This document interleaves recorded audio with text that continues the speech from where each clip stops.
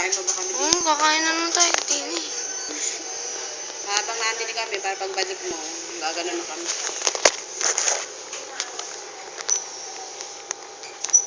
May cellphone ba yung babae na yan? Doon sa inyo? Meron. Sirado ah. Ay, sira ba? Paano mo tawagan yun na mag-init ka diyan mga pagkain? Alam na niya yun. Tandaanan ko. Kung hindi alam yun, mainit. Sinabi ko sa kanya, nagpiprito sana nga ng tilapia.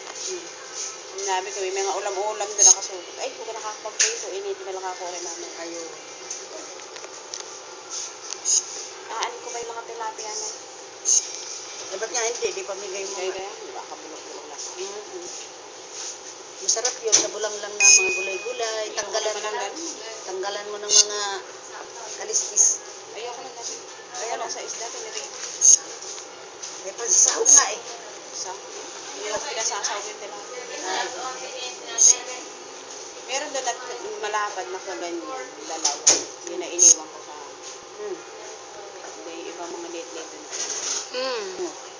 Joseph. Muntik na ako dun. Dalawa. Sa kanya, tatlong maliliit. Kay Jay. Kay Jane. Kaya Yan na lang.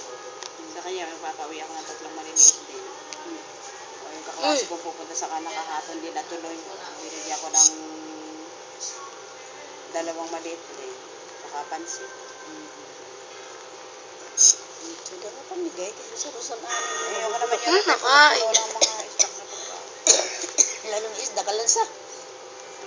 Dugo-dugo na na yun. Ito yung high score ko eh, no? 2,000.